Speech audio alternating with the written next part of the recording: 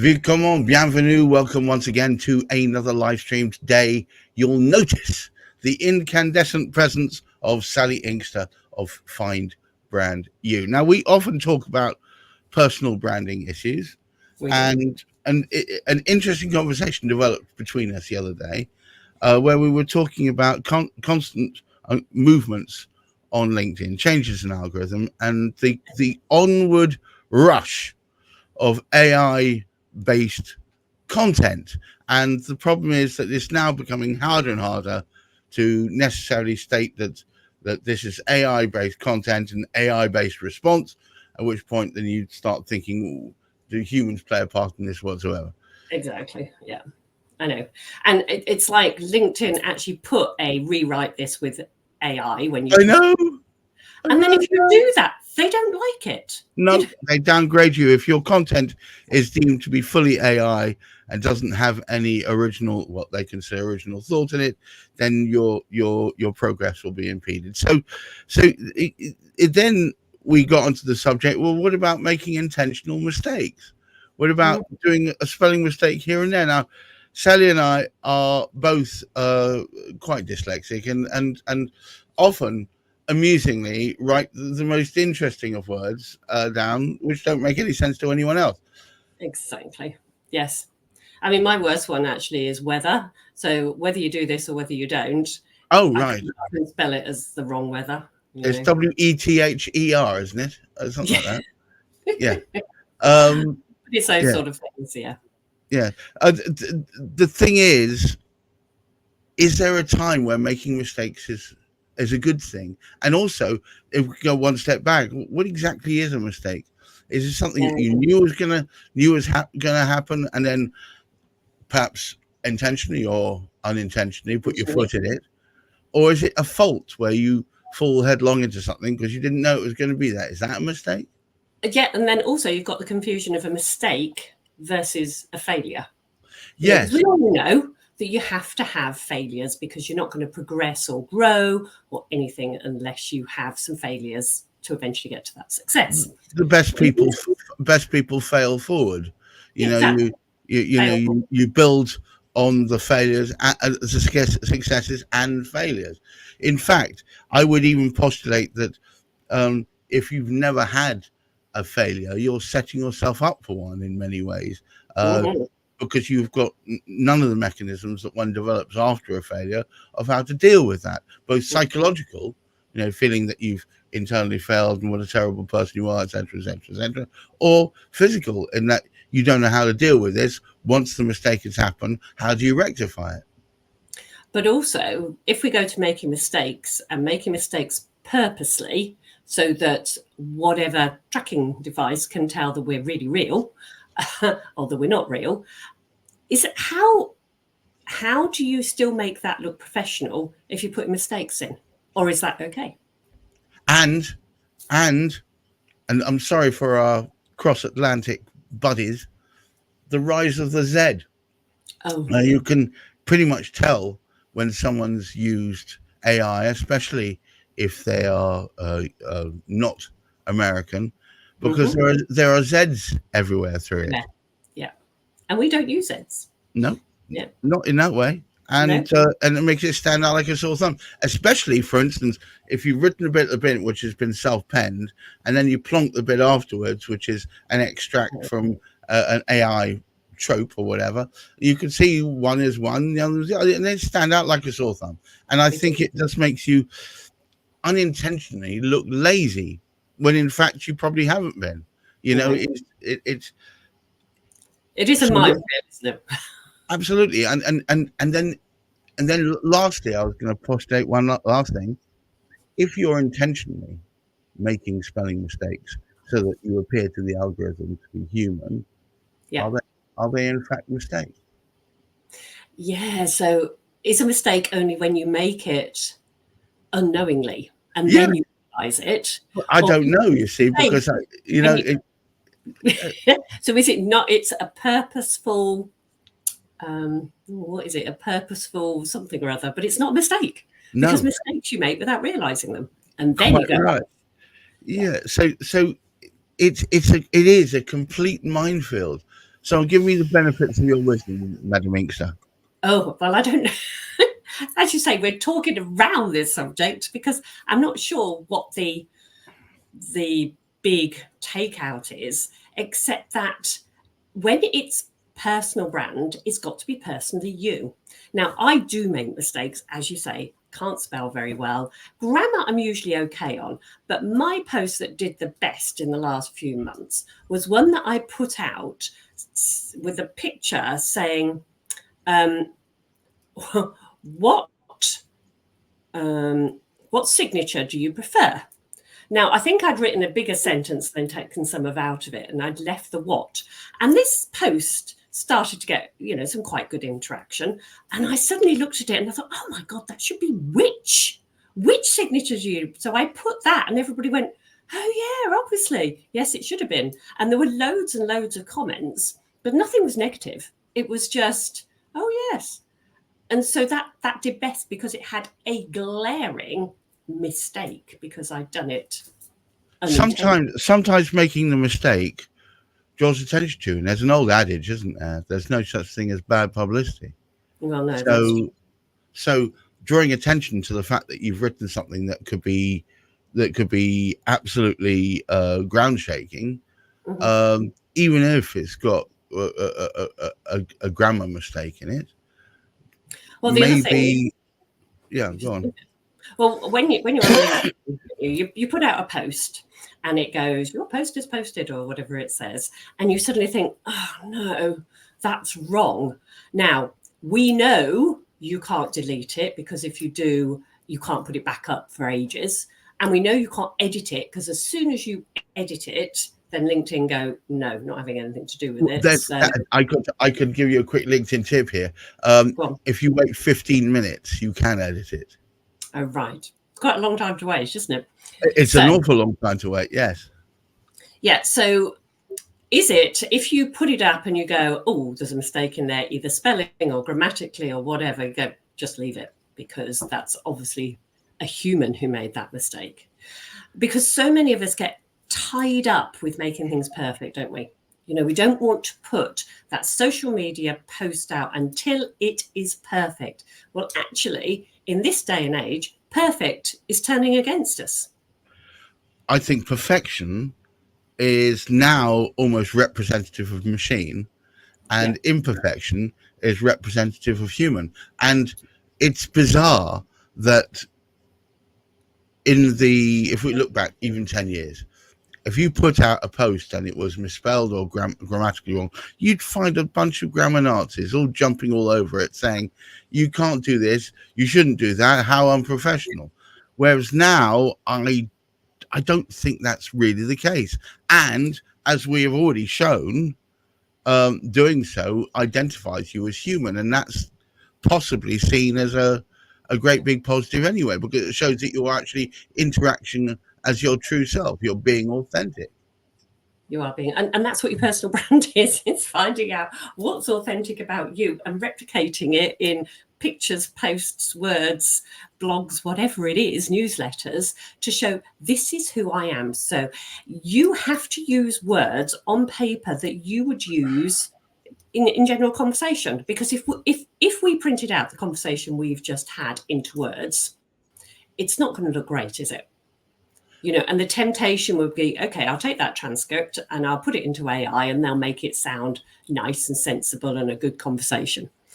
But actually, they're taking us out of it. Do you know what? Ashling has just, who's been following the show, he said, well, that's lucky. My bad spelling is finally working for me. Well, yes, I know. Yeah, that's brilliant, isn't it?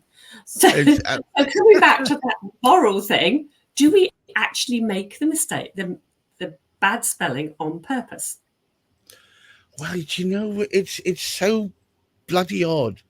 It goes against every fibre of my body. If I see the mistake, I instantly want to correct it, but I'm having to hold myself back because I know that, especially most of the mistakes, as I was saying to you off air, so my most famous mistakes are all spoonerisms, where I take the first letter of two different words and swap them around. sometimes leaving it there is a point of amusement anyway, but also it just makes you startlingly human to make Well, it such also silly makes it mistakes. startlingly you. And I Yeah, think that is incredibly important. And I think people actually trust us a little bit more when we make a mistake, whether you own up to it or not. Like I did on my post, I said, no, I'm really sorry. That should not have said what, that should have said which. And people just, gave you a smiley face or a laughing face because it was, yeah, really, it should have been Sally. But there was I didn't feel there was any, as you say, bad press about it. It was just, yeah, that's what happened. And it happens to all of us.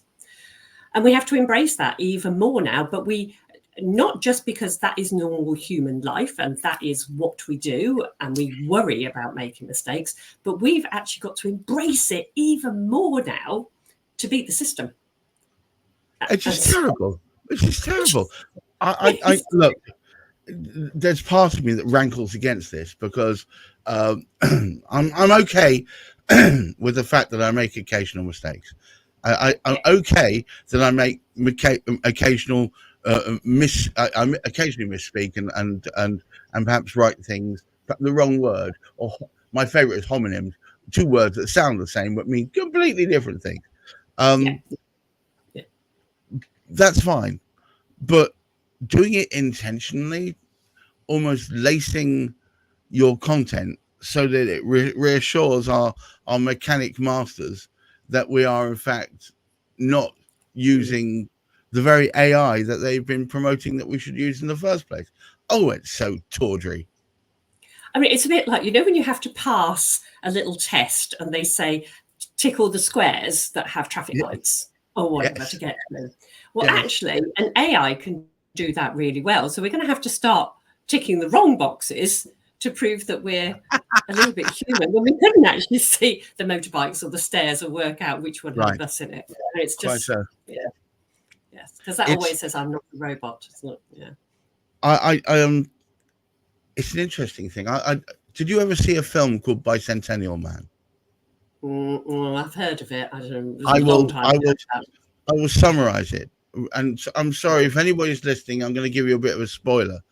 But the whole point about it was this robot spends the whole film trying to make it itself ever more human.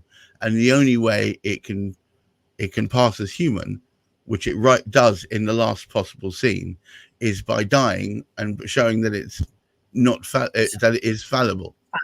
So so the corollary of everything that we're saying is that we need to celebrate our fallibility, celebrate our errors. The fact that my bow tie isn't on completely straight, the fact that my hat is weirdly creased at times, the fact that my beard's all over the place, it's just immensely human, and perfection, where everything is exactly as it should be in the right place, etc., etc. It really is not human. So I wonder what copywriters' take with it on this would be, because copywriters we go to make our words perfect, don't we? They get the grammatics right, they get the spelling right, they get the sequencing right. That's their magic. So are they having to put a few mistakes into their copy now? I don't know. That's an interesting question to put out there. Perhaps somebody will come back to us as a copywriter. Aisling, if you're listening, what's your thoughts on this? The thing is that both Sally and myself are neurodiverse, and so we perhaps don't always see the words floating around on the page quite the same way as someone who isn't, and often it means that we would have to struggle to make it perfect. Do we have to struggle less? Do we just put whatever is there? And should we celebrate that? Our differences from ideal and perfection are what arguably make us that much more human and tangible and real and authentic. And I keep banging on about this. I think, as you do, you, Sally, the whole point of the personal brand is that very authentic essence of who you are that conveys far more without having to say lots of volumes of words. You would not want my first copy to go out as a post, because it's so unprofessional that there's no way I'd put it out there. So I have to work on it to make that copy that goes out okay. But I can promise you, I can't see all the mistakes. I mean, I can look for days, but I won't see some of the glaring mistakes. It's just like my brain. But that makes you the dare I say it, quaint, lovely human that you are. It's that the first time I've ever been called quaint, I have to say. Yeah, but it's not. It's look, just the fact that you don't have a forensic need to take everything apart and make sure that it's absolutely on the button, just makes you look reassuring. Yeah. And not perfectionist, and I think that's good. Yeah. But I think probably the conclusion we've come to is that if we make an error purposely, it's not a mistake, because mistakes are things you do without realizing it. We've got a weird comment coming. Well, okay. I say weird. How's it spelled? Well, it's like this. Piece of cheese is abandoned by his family at Christmas. And then he follows up. I've got a feeling that's meant to be a joke. I think that's meant to be a joke, and thank you very much for your contribution. Play on words, I don't know. Almost definitely. Thank you for that, and I'm glad you're watching the show. But yes, so look, let's wrap this up. Sally, I'm going to toss the ball over to you. Okay. Yeah. Because you don't know what to do with it. Okay, so mistakes are not the same. I certainly can't spell it properly. Yes, go on. Mistakes are not failures. Failures we do have to do. We know that in life. The light bulb took 999 ways of getting it wrong and then got the right light bulb at the end. So that is failure, and we need to fail forward. Mistakes are things that all humans make unconsciously. Or sometimes, do you make them? We talked about whether you make a mistake, you go, I know I shouldn't really do this, but I'm going to anyway.